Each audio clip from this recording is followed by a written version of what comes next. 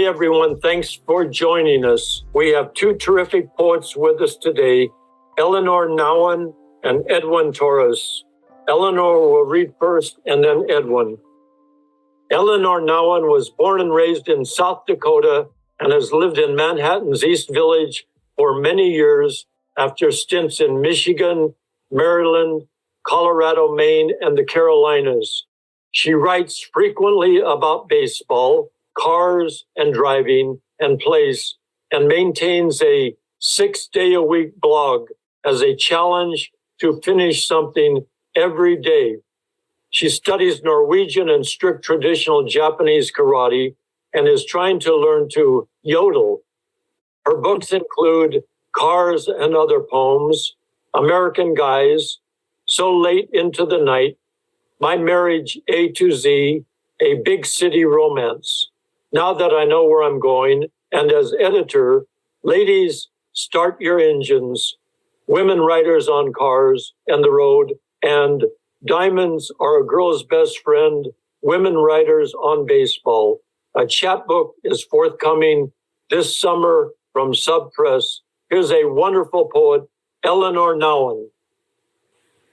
Oh, okay. Well, thank you, Harry, for having me. And I'm especially honored to read with my old friend, Edwin Torres, whose work and thinking and activism have meant a lot to me and many others for many years.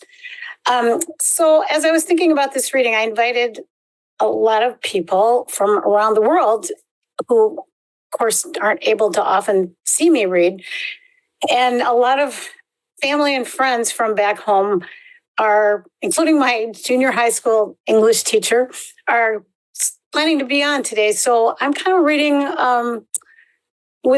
based in where I come from, which is, everybody's from somewhere. So it's about being from somewhere, I guess. Anyway, personal history. I had never been in a city before I packed up my belongings in 2 paper bags and drove 1,000 miles to spend the rest of my life in New York. I was the smartest and dumbest girl in my 8th grade class. Being dumb never got me into trouble, but being smart did every day. When he saw her in a tight teal fish scale dress, he knew he had to spill a drink on her. I come from the prairie. My lies are long. Home poem for Robin. When I was little, we moved across the street. From 18 to 24, I moved 40 times. Now I haven't moved in 40 years. My husband was a mover for many years. Now we can't even move the kitty litter. If you move 4 blocks every 5 years, we'll be neighbors in the year 2260. High in November. Cheery as a lamb, Johnny toddles by and tousles my hair.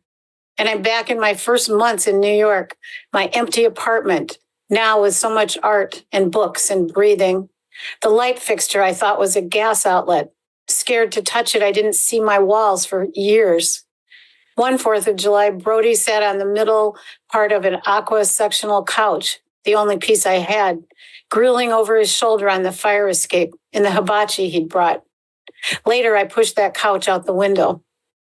I found broken glass in a jar of bouillon powder, and the company, by way of apology, sent me a case of caviar. I opened my tenement icebox one day to nothing but caviar and decided to throw a cocktail party.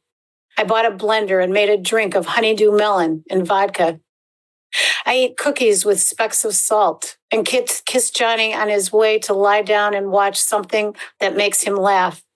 I look at Biala's flowers every day, and every day I'm abashed.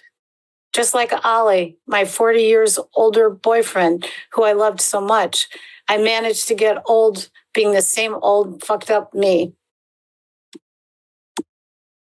East Village Tales. How'd you get thrown out of so many laundromats, he asked, as though that were an accomplishment. They think I'm not serious because I'm not in debt. Here in the NABE, we live the lives we choose. That's why we live here. I was the meanest girl in Sioux Falls, and I'm the nicest girl in New York, which is only the difference between my 2 hometowns. He's a happy man, but I can make him happier. Okay, so please understand that's metaphorical because I don't think anybody thinks I was the meanest girl in Sioux Falls, and I'm quite sure nobody thinks I'm the nicest girl in New York, but that's the Midwest versus the East Coast. I always feel like I have to clarify that line. A wall of no. No. No, no. No, no, no. No, no, no, no. No, no, no, no, no. Brick upon brick of refusal to have kids, to get big job, to stay in college or Sioux Falls or silent. Saying no was supposed to end in a big yes, but instead ended in a broken wall. I thought I'd come around again to being 19 and leap up an unlined Jack-in-a-Box. Real life is only in books. Here I am and still am saying no. I'm too old to be wrong, I said in 1996. Cab of Mirth for Ann Ruppel. Men come and go on Earth and in NYC. They go in taxis. I go on a bicycle, and Johnny stays home. He stays put and stays ahead of me by 9 years. And so many look out the car window to see who is living their young person life. Clouds come and go over Manhattan. The years of clouds have arrived. In a taxi in the universe, candy-colored, smirks and tells a joke about suspenders. And time awaits. The meter is running. Last wishes. If I am dying in Korea, please don't feed me Korean food. I want the comfort of home in my mouth. Maine. I have to get in a car right this minute and drive 1,000 miles with no purpose but to sing. The corn sings. It could be 1976 when I lived in town eating cream cheese, listening to Bruce Springsteen, hiding on back streets, wishing my lover would call on me. The hot air was yellow. I owned a car, held out, drove to the shore. We served clams and feuds. I drove home 3 a.m. because of the children, glistening Quebec French 40s pop, like songs my mother sang, happy and betrayed. Scarcely disfigured. In the space of his wink, we ran away to Spain and had a baby and drove way too fast. Trouble is my maiden name. Look at me and tell me what I need to know. Nervous as hell, razor small shards of ice in a glass. Drink Rheingold and smoke old golds. The sky so pink it cried. All I ever wanted was for you to look at me for as long as I wanted. So the first time I went to Mexico, I was in my 20s, and I somehow arrived without really understanding or believing that people didn't speak English. So the only book I could find to learn Spanish was a dual language version of Neruda's poems. So I ended up with this kind of fancy vocabulary, but really not able to say anything useful. But I ended up doing they were really not translations. I'm calling them versions of poems of his. So this is one of them. Pobres muchachos, poor guys. Who thinks on this planet they can love tranquility? Everyone sees and everyone interferes. The terrible cost when one man and one woman, after much soul searching and attack, find they can't live apart. I ask myself, if they watch carefully and turn briskly, can't they twist out of illegal sutures that disturb their attentions? I ask myself if the bull hears the flapping of the matador's cloth when he sees the cow. The roads have eyes, the parks, police. There surely are hotels with windows that staple names. Deep canyons too murky and steep for love, too much work. One man and one woman at last obliged to flee on a bicycle. The language that I'm really studying is Norwegian. So I'm going to read two poems that I wrote The first one I'm going to read in English and then Norwegian, and then the second one I'm going to read in Norwegian and then in English. They're very short. The Norwegian Sleeping Library. A room on a street to lie down with a book. Lamp throws apricot light on the bed. We doze and drift and doze. Horace, a poet of another dimension, orders a whiskey sour. De Norska sova biblioteca. Et rum pa en gata og legger seg ned med en bok. Lampen kaster et aprikos lys på sengen. Vi doser og driver av og doser. Horace, en dikter av en annen dimensjon, bestiller en whisky sir. Den større appelsinen. Jeg farger har mitt rot, fordi rottapper, rustig stab og redd skjendinst var kjent for å være finne, og jeg vil bli kjent som en kjempefin spiller. The Big Orange. I dyed my hair red because baseball's redheads, Rusty Staub and Red Schoendienst, were known for being nice, and I want to be known for being a great infielder. Okay, this is a slightly longer poem. Mongolia, South Dakota. The wind lifts a rider from his saddle. The wind can shove a rider from his saddle in Mongolia.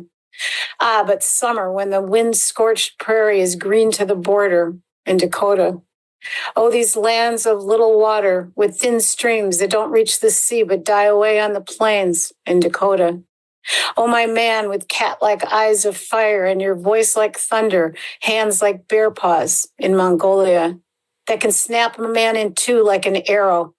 Oh, my man sleeping naked by a fire in Mongolia, feeling sparks as the stings of insects, the camp circled by carts in Dakota.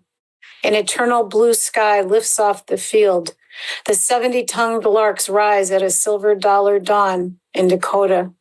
Rise up from the feet of our horses, lilt around our ears, silence like a wave behind us in Mongolia. The wind knocks the horseflies from the cattle. My man makes the earth explode in Mongolia. But a man is not the sun and therefore can't be everywhere in Dakota. But my man with such slashes in his cheek that his beard can no longer grow in Mongolia. He remembers all things, but not his own death in Mongolia. On bone skates, he speeds over ice to catch animals in flight in Dakota. He sees the stars circle the sky, horses tether to an unmoving light in Dakota. A bowl of milk and the blood of horses, roots of rushes, wild onions, millet, tea in Mongolia. He will retire alone to the banks of Battle Lake, 1,000 miles from anywhere in the world, in Mongolia, in Dakota. He will turn his face from war and return to simple things. He will turn again to purify Mongolia, Dakota. Lunch. The greatest work of nature is New York City at night from above. I concentrate exclusively on the surface in order to have ample depth. Okay, so I just have a couple more poems. Since it's spring training and I love baseball, I'm going to read 3 baseball poems. The History of the Human Body, Winfield's Infield Hit, The Lassitude of the Infinite. Dear blank, hi, you can be in my new poem if you're a Yankees fan. Or if you're a baseball fan, I just remembered you're from the coast. Listen, as long as you're here, you might as well stay. It's just that I wanted to write this poem about baseball, having 3 baseball titles and all, but one for you, too, on the chance that's what it'll take for you to be in love with me. I used to seduce his gay friend that way, a poem a day under his door. Closest I got was the big if. If I ever, you'll be the one. My stomach leaping like a trout, and all I know is your eyes and mechanic's forearms. Yeah, but what about this goddamn famous old-time electricity? I haven't felt this way in years. It's better than having a crush on Lou Piniella, and hooray, we're back to baseball. Jose Cardinal, once in winter ball, wouldn't play for 3 days because his uniform wasn't tight enough. Oh, the sex object. Winfield flings the ball to the shortstop, who wings it on into the catcher, swinging Rick Cerrone. It's the springtime of phylogeny, and my ontogeny is throbbing in all its bristly prehistoric cells. I'm either having a nervous breakdown or falling in love. Yeah, so my favorite number is 14, Blues Yankee number, of course, and my Nicaraguan lover, a power hitter who smashed a homer the night after and tipped his cap to me coming into third. 14, my skirt's plaid and too long, like my sentences, chalking Play-Doh on the sidewalk, worrying without grace, this in between my baseball days. At 10, I love the Yankees because they won. At 25, love them again for what I can't do. No self-consciousness of body or mind, like perfect conversation late at night. I'm a terrible comedian because I have no sense of timing. I got to always say everything I think. Flaubert said he'd rather die like a dog than hurry by a second, a sentence not ripe. I like those goddamn green bananas. This next poem is short. It's called Tim McCarver. And I don't know if everybody remembers Tim McCarver. He was a wonderful, great catcher for mostly the Cards and Phillies, and a longtime broadcaster after that. He was from Memphis, and he died just about a year ago. Really a great guy. I knew him a little bit. We had mutual friends. Anyway, Tim McCarver. In 1980, we called him Uncle Tim, his nicely ruined American beauty. We were in love with all Irish face. Memphis voice calling games, knew why it rolled and how to do it all. His fingers have more knuckles than ours. Everyone's still in love with everyone. Everyone's still alive, and we had uncles we didn't even need. And I'm going to end with this poem called How Hans Became an American. I've been sitting at my desk a lot, staring at my father. It's a picture taken in summer, a few months before he died. He's looking at me with a wry and knowing, did he know, expression. He looks like a man who needs a private joke to get a proper snapshot.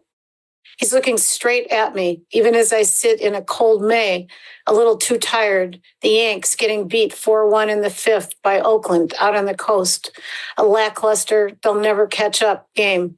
Rasmussen not getting shellacked, just doesn't have anything, and neither do the hitters. Gone native in his Arizona retirement, Dad is wearing a bolo tie and looks shrunken, frail. I liked to kiss him on the top of his bony head in the desert mornings. He took all of us to a game only once, my first. I was 10, Charlie was 8, Lindsay was 12, and the baby was left home.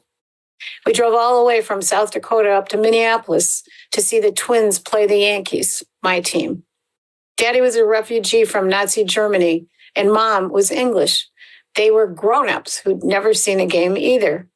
They went because he was the father of Americans, and I was a little baseball fanatic. Mom sat quietly for about 20 minutes, fanning herself with a straw sun hat and beaming, then asked, "When does the game begin?" "Look down there," we said. It was already the second inning, but I still don't think she spotted it. I think she was waiting for the play-by-play, the familiar radio sounds so different in the ballpark. Daddy wore plaid shorts over his white, skinny legs and puffed a cigar. He began to like baseball when he found someone who knew less about it than he did. He explained it all to Mom, mostly according to his own logic. He had an accountant's sense of symmetry, and the diamond pleased him. The profusion of numbers and their richness impressed him, the implication of infinity. And it was a damn nice summer day. I think now of those bleachers, old Metropolitan Stadium full of stolid Scandinavians who never corrected him. That would have spoiled their fun. Mom would ask, "Where's that chap running off to now?" And Dad would explain, "He goes home because he has nowhere else to go." My brother and I spent most of the game under the stands, scrapping with baby Twinkies. Twins fans who didn't take the hour rooting for the enemy. Charlie thinks he remembers a game-winning Bobby Richardson grand slam. I only recall the Yanks winning in the 10th and the incredibly intense luxury of that lany-up inning. Daddy stuck with baseball, too. Like the voting that made him proudest as a naturalized citizen, he quietly exulted in being able to talk to his kids about what they liked to talk about, which was sports. What pleasure it gave him to be able to call those Sunday calls. This is later after we'd all left home and say, "So, Mattingly's still leading the league," or "I see where the Yankees aren't doing too well." But tonight, there's an amazing comeback, another 10th inning heroic to call home about. I see where the Yankees are going great guns, though it's a few second basemen later and the serene and splendid Willie Randolph who pulls it out for the team. Thank you. Well, thank you, Elinor. I just love your poetry. It's down to earth, it's elemental, and yet it soars. It's just so luminous. And, I grew up in a little town in western Nebraska, and I played baseball every league from age 5 to 17. And when you mentioned Bobby Richardson, when I was 15, I went to see the Denver Bears play. And that was the first time I was in a big stadium. And there was Bobby Richardson at second, Tony Kubek at short. Tony Kubek, way too tall. Mark Thornberry on first, and Ralph Hoke was the manager. So I was a Yankee fan growing up. I knew all the stats. And so I just love all the your talk and your writing about baseball. I wanted to ask you a question. I noticed in your bio that you are the editor of Diamonds Are a Girl's Best Friend. Was that published by Faber and Faber? Yes. Yeah, well, my late wife, Holly Prado, she had 2 poems that were published in that. And she was also a good writer on baseball. So I love that anthology. I remember when she got it published. But you have such a sense of place, and your poetry is so clear, and there's just, your language is just razor sharp. And I always feel that it's exemplified in what you did. I always feel if you really get into reality, you can transcend reality without even having to try. I mean, obviously, when you get into Mongolia and the other town that you mentioned back and forth through the imagination, but you're just a fabulous poet. You're just a singer. So I would like to ask you a couple of questions. When did you write your first poem? Oh, great question. So I definitely wrote poems, as a kid. I was on my high school literary magazine. But the poem that I consider my first real poem, I wrote when I lived in Maine. And I was trying to find that poem recently, but it was about this girl I knew who had big fluffy red hair, and she had a plant store. And so the poem was called The Plant Lady. And the first line was, "Her hair an autumn maple." And then it went on from there. And she used it in an ad in her, in the local newspaper. So I always consider that my first published poem. But I really loved that poem. I wish I could, I don't know if I would still love it if I could find it. I just only remember that first line. So I was probably 20, 21 maybe. And when you, who were some of the poets who influenced you before you started writing in a regular, serious way? Oh, okay. So when I was growing up, I was, I loved poetry like all the girls, the sensitive girls do. But I really didn't know any poets. I didn't actually understand that all the poets hadn't died 200 years ago. So I loved, Shelley and Keats. And I loved Shelley because he'd written a pamphlet. He gotten kicked out of college, Oxford, for writing on the necessity of atheism. So, of course, I thought that was very hip. But I also liked Stephen Crane. And then as I got a little older, who did I read? Again, some of the standard poets like John Donne and Andrew Marvell. But, and then eventually, then I started reading E.E. Cummings, and I had a book of poetry of Leonard Cohen, which I didn't know he was a singer at that point. And, then when I was still living in Maine, I met Joel Oppenheimer. And he was like, you should be a poet and you should move to New York. And so then through him, I sort of got introduced into the wider world of contemporary poetry. Well, Thomas McGrath was from South Dakota. You know that, right? I love North Dakota. North Dakota. North Dakota. I love Thomas McGrath, but yeah, he's from North Dakota. Well, a few years ago on his 100th birthday, which would have been, I put together a reading from Letter to an Imaginary Friend. I got 40 people together. We read it. It took like 10 a.m. to 8 or 9 o'clock at night at Beyond Broke. So, and I always loved his sense of communitas, that caring for one another and helping one another. Well, you're just an incredible poet. What would you like to just say about anything that's important to you right now in poetry that you see that's just really kind of gets you going? Oh, well, I guess, I was thinking that a lot of the very much younger poets, and it's always generational, that it, we don't understand them and they're impatient with us, but I guess I'm a little bored with identity poetry. And I think that if you're not trying to make your poetry as good as possible, then why are you bothering? There's not really any place for indifference in poetry. But I do want to say, I have read, my husband and I, every summer, will sit outside on a park bench and read a long poem aloud. And Thomas McGrath's Letter to an Imaginary Friend is one of the 2 or 3 poems that we actually read twice because we loved it so much, along with Patterson and maybe Milton. But yeah, I don't know. I used to have many more theories about poetry, and now I'm just trying to write my poetry and think about it all the time, sleep with it under my pillow. Well, at the beginning, you had a line and you said, I come from the prairie. And, my late wife, she was from Lincoln. I was from a little town in western Nebraska.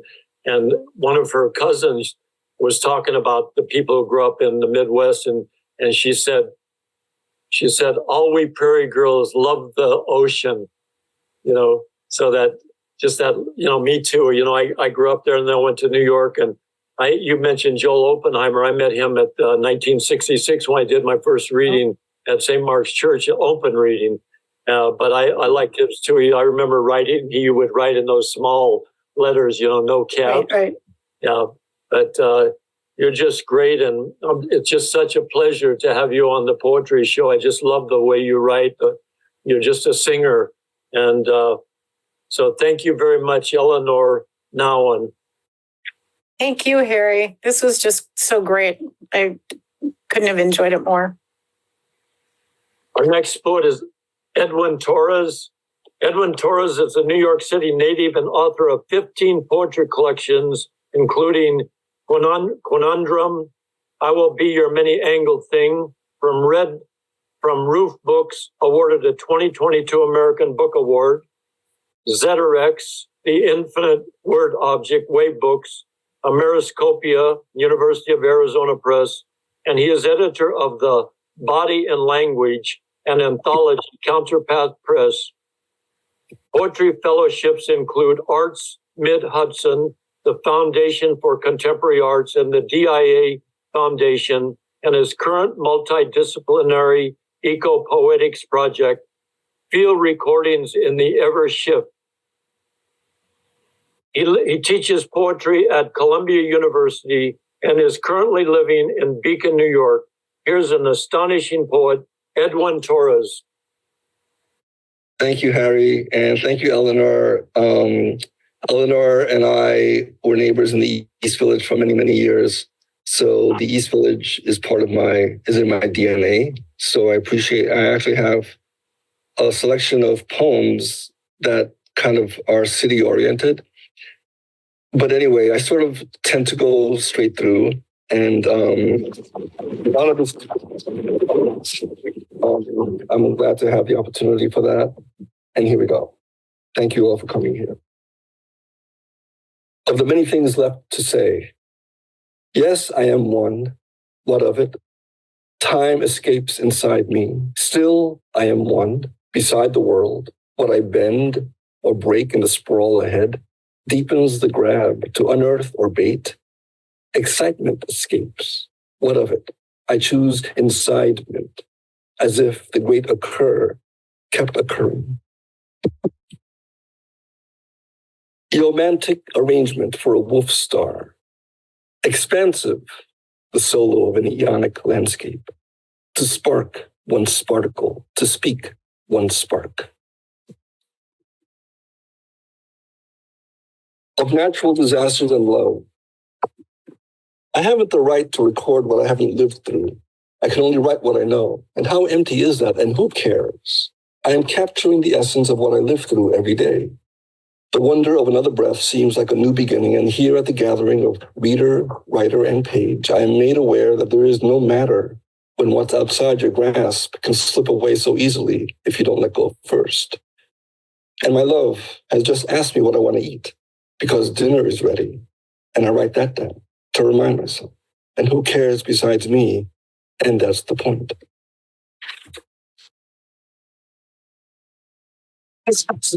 The offer of the magnet. The offer of the magi.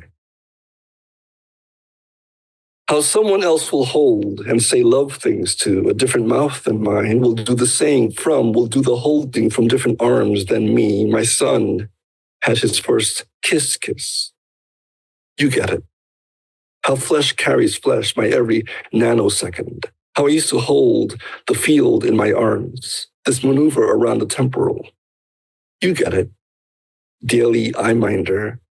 What I see once seen, when given what is always extended, the obligation of the nucleus to encourage cluster, to instigate excitement as life form, to verb into my every phylos, my commendable bite mark. Aperture is my partner. Kiss. My view of the unknown, someone else besides me to reach through. Electrons excited, here. Form images with me. You don't have to teen to fit in. My streaming device, demons disguised as followers, millions outside me, viewing millions created by millions, by me. You get it. A real kiss. How the field attracts excitement out of pixelation to say love things to a different ear.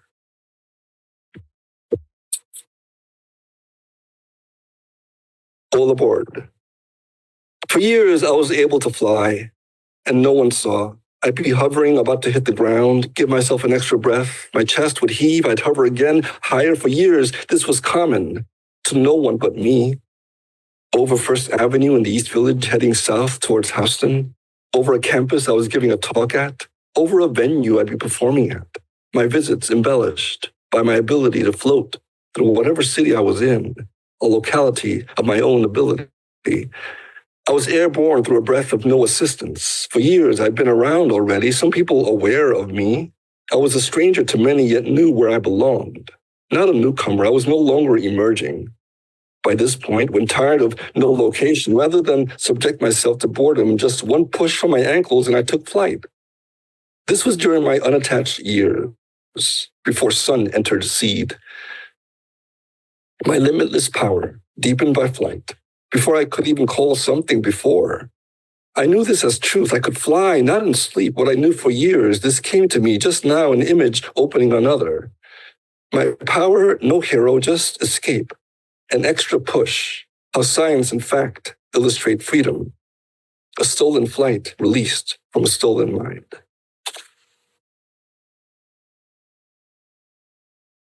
I saw E.E. Cummings the pigeon on First Avenue, between First and Second Street. He was bathed in orange light, or maybe it was just an orange street light. He seemed perplexed by all these people who were so much taller than he. From his angle, everything seemed disproportionately larger, something he wasn't prepared for. I could tell. I walked by, saw him, and slowed down. As I would go speak with him, but he looked the other way. In his, by now, navy light, he seemed to not want any attention. So I continued, respecting his privacy. E.E. Cummings the pigeon I saw and kept on. Mad dementia in Little Italy. 8 Chinamen walk into an Italian restaurant. Grandmama Maman, its name. 8 Chinese grandmothers and 1 Italian man walk to their table. 8 beast feeders walk into an Italian grandmother, Grandmama Maman. 8 Chinese breast walkers walk into a marble bust, wearing ivory cappuccino fatigues. Please, sir, for today, the special. 8 bull walkers storm a village, running with a stationary policeman. Pamplona's money shot, to choke on voyeurs thrown into the lion's mouth. A tourist in a coal mine, villagers of social contortion measure their grave against the last wave, aborigine repitograph. 8 cautionary vibrators set on stun. 8 facial distortionists prepared for silent protest in togas of old world morality walk into an Italian tourist trap in the lower chunk of the Big Apple. Little is not a country, but a neighborhood, disguised as a nation in a size to soften the blows of ethnic cleansing. 8 mountain goats walk into an Italian restaurant. Grandmama, mama, mama, mama, mama, mama, mama. How is please, sir, everything? Terrific, thank you. Buongiorno. Master waiter praises descent on his enemies while returning to the kitchen, glancing at the cloven despair of dark alley day jobs. 8 godless pharaohs commit afternoon faux pas for a Chinese bookie in waves of melismatic Tarantino. The continent rubicked in a game of lunch specials for demagogues and gangster chefs. 8 St. Gennaros walk into a street fair, 1 town over from China. Italy and China were never this close on my 3rd grade map in the Bronx. No, no, no, no, no, no, no, no, no, no. Mama, mama, mama, mama, mama, its name. 8 Italian grandmothers will steam your shirt, all subtlety and dashiki entendre left intact. 8 freshly unwrapped Italian implants walk into a Chinese business meeting, ready for slaughter. Lasagna bolognese and Peking duck on 1 plate. 8 mouth feeders will get the check if you spread your dime in a devil's dive that knows your name.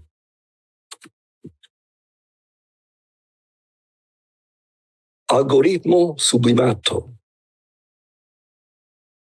N-word, N-word, B-word, N-word, B-word, F-word, F-word, S-word, N-word, N-word, B-word, N-word, B-word, F-word, F-word, S-word, N-word, N-word, B-word, N-word, B-word, F-word, F-word, S-word, N-word, N-word, B-word, N-word, B-word, F-word, F-word, S-word, N-word, N-word, B-word, N-word, B-word, F-word, F-word, S-word, N-word.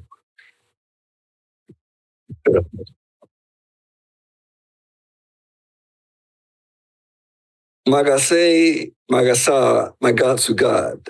Magase, Magasa, my God to God. To keep great, great again, Kaga. Ragasaga, obey another game again, Owaga. Sloped to fake AI, make a celibate trigger to hate. The greater the great, the righter the right. To snag a rhino debate, another militia fillets. America baits, obeyers with abolition bags. Dad, gotta rag America, shag a mirror. Make the terror the gag again. To mend again or pretend again, to make great great again takes a saga. Too late to keep a gag again, a drag to take America flake again. To make one state a terrible ache. Amen.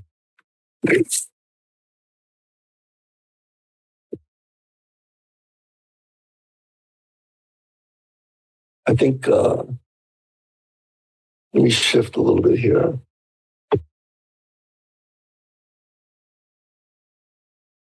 To follow the fellow eye. For leave us unsettling. Save us unsettling. Trail us untellable tales of our settling. Fail us our bellowing, harrowed and hailed by our failure to follow us. Follow the fellow us, trailed in the full of us. Fellable follows at sea how we orbit our leave to be full of us. Healed in the hollow, we steal what becomes of us, saved what we made of us, sorrowed the soil we surround our unsettling. Leave us unsettling, save us unsettling, trail us untellable tales of our settling. Fragile ascensions of Mayfair and water by, rain thou some daughter by. Pain low some flutter, why fine mortal loner be lower my lower eye. Cold out of worry I. Will see to woe was a fellow to follow I, trailed by the follow I, soloed the sorrow to heal what I borrowed I, came to my sorrow by healing the hollow eye.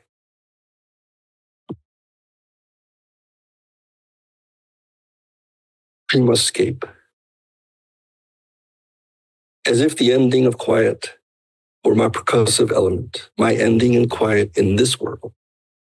As if ending in quiet were percussion emerging into shape. My world, my shape, out of what seems to be my next shape. What would be my final shape, this world, my surface, emerge with me. As if life were lived intact and didn't know it was not finished. As if the continuing of not being finished were what life was leading toward, what we breathe into, what we percuss into.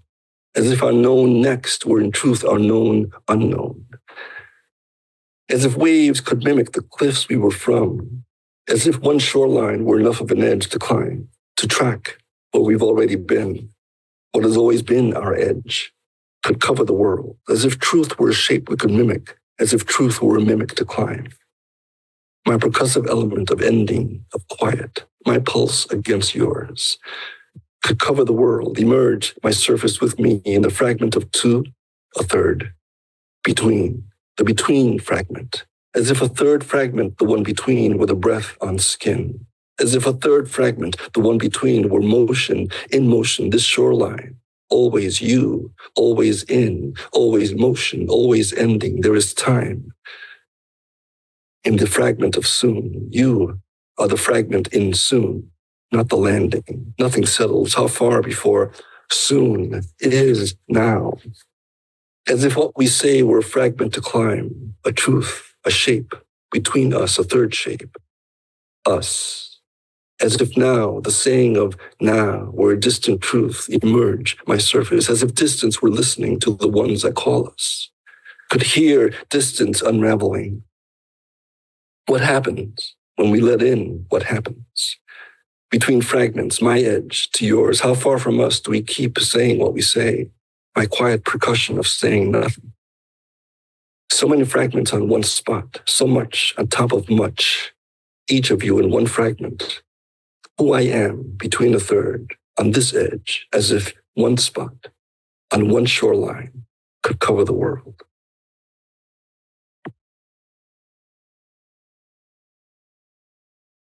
Merely human, what human tells, I am looking to combine strife and openings where I am allowed witness to the indescribable.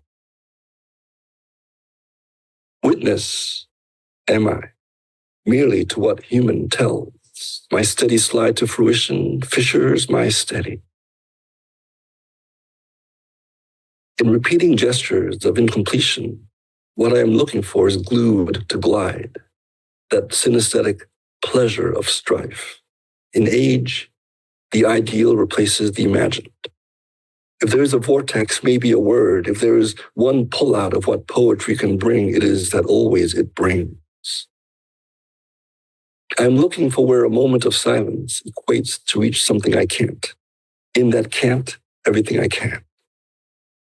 My equation to beyond equate, always located in can't. Or where, or can't as where. I'm looking for where before it leaves me.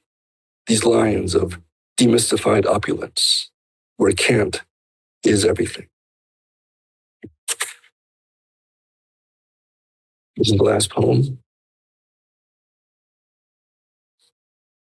Burial chant.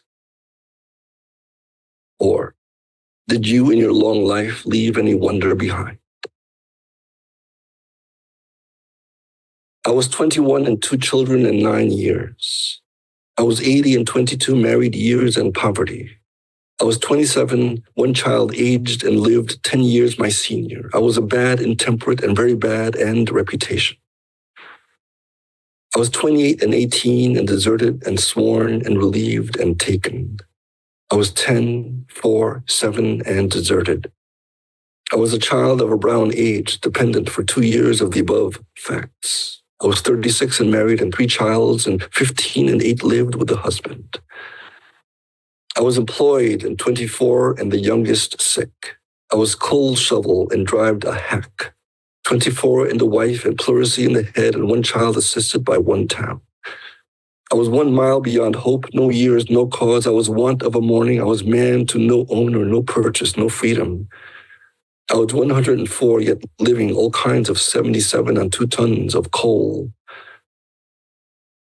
I was soot by the fairy gone wishers of mortals. 11 daughters supporting, I was living in what I was unable to visit. I was no means lived near Suckle and Wand. I was married at 7, unable to 5. I was 4 years of applications left home for never. I was single and 60, my mother, her mother. I was 16 years married and 2 with no lives. I was sick for 3 weeks. I was sworn and relieved. Intemperate and tamed, not able to luster to shine. I was made to be dyed by a winter. I was father to nothing, support for no cause.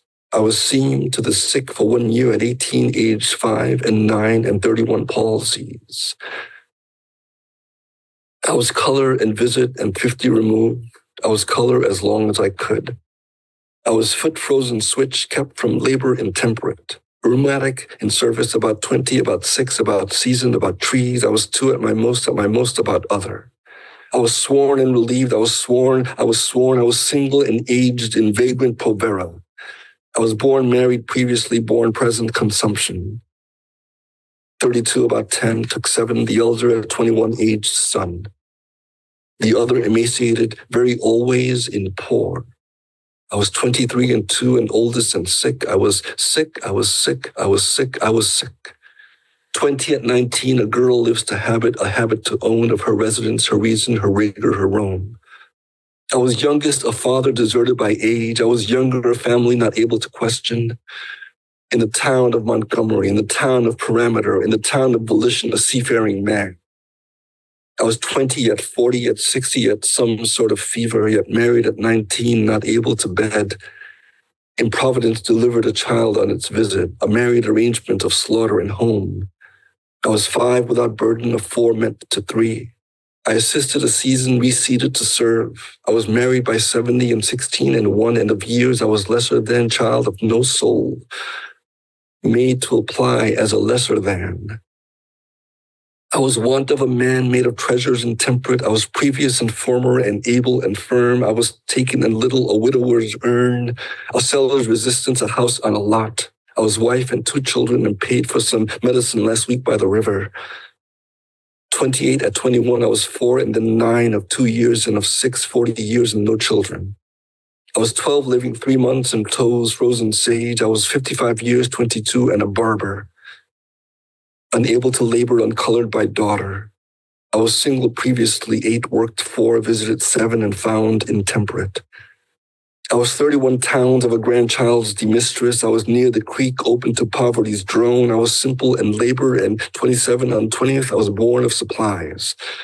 I was poor of remember. I was bastard to 2, now pregnant by 1, of not sworn was a slave man dead to the years. I was living for 1, my last year by a chargeable garret. About 6 in my pocket for a winter's relent. I was wife of a cook at the village hall bake. I was wife with the look of a villager's hate.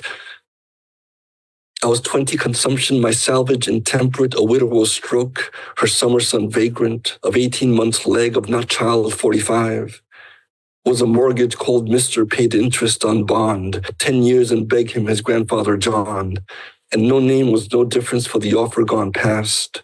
I was forest in theft, gave provisions to last. A blacksmith by trade, 1 of 3 could not tell any town of assistance of age where they fell.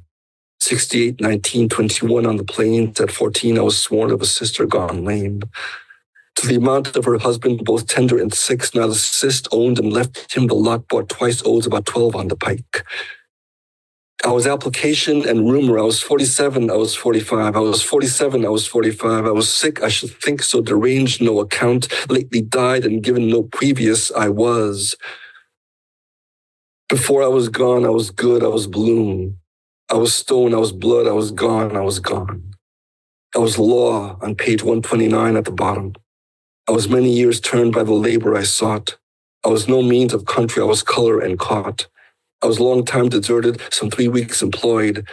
I was wood for the barber. I was born of resistance. I was drowned this morning, interred by a man. I was fond of resistance, interred by a land. interred by indifference, interred by a mind. I was punished in 20. I was waiter and kind. Thank you. Thank you, Edwin. What a radiant reading. I just love the way that you take the sounds, the words, the letters, the numbers, and it's just one image comes out of the other. And it just, you connect us all through vibration. And you just have such strength of narrative, and, your whole body, your whole words, your, the smallness, the largeness, everything is just radiant. Just really electrifying. So, I just love what you do. Thank you. I remember years ago, I went to see Savoy Brown at the Santa Monica Civic, and I was moving, and then I went home and I wrote a poem listening to Savoy Brown at the Santa Monica Civic for Paul Blackburn. And I just kept going, if I can get, and I just took syllables, get into the rhythm, if I can get, and I just kept on going. And then at the ending, if I can get into the rhythm, there is, on and on, there is a possibility. But you get into that, it's like being on psilocybin at a concert or something. Everything, we're just all together, and you just make it happen right here and now. And, I would like to ask you a simple question, and then I would like you just to give us a little information about the way you work. But as I asked Elinor, when did you write your first poem? And then after you tell us that, just walk us through maybe that last poem or a poem, and just tell us how you may do a poem. Do you write it all at once? How do you make it happen, if you would, for our knowledge? Sure, Harry. Thank you. I'm glad that resonated. My first poem would have been probably in high school, but I would not have called it a poem. It was just kind of words coming out together. I guess my first published poem would be, I entered poetry actually through the East Village. When I moved down there as a young, single 20-year-old, I was doing performances because why not? I didn't go to school for performance art. I was a graphic designer. So there was a lot of venues in the East Village at the time. This is like early 80s, maybe 81 actually. And at any rate, I was doing these shows to kind of just become a ham in front of an audience and just look what I can do. And these words just came out. And then, like in the workshops I teach now, I always tell the students, are you ready to listen to what you're being taught? Because life is a lesson, as well as a teacher in the university, blah, blah, blah. So I think I was ready to hear what people were telling me. Oh, Edwin, you should hear this person or that person. And then I think if you're driven, or if you find the calling enough within yourself, you just make that extra effort and go find out, oh, this person, that person. I mean, Ted Hughes, the Crow, was really instrumental for me to kind of like, oh, you can really personify any metaphor. You can personify any creature, any sentient, ability. So moving forward, I think it's I love talking about like the experience of poetry, because for me, I feel poetry, the arts in general, are running parallel with our reality. Like, it's a way of looking at life aslant. I think artists and poets kind of by nature of who they are, just kind of, you can't help but comment on the world just next to it. Well, it's like while you're in it, as you said before about Elinor's work, to kind of like find radiance just in like normal narrative is just, that's already enough to kind of take us somewhere else. So then what I enjoy doing is seeing what happens when the breath enters into it, when the body's into it, when you're at a moment, in a life setting specifically, where you can kind of reach across the Zoom world and the stage to allow people. I think that a lot of it is allowance. Like, let people know that they can think different thoughts.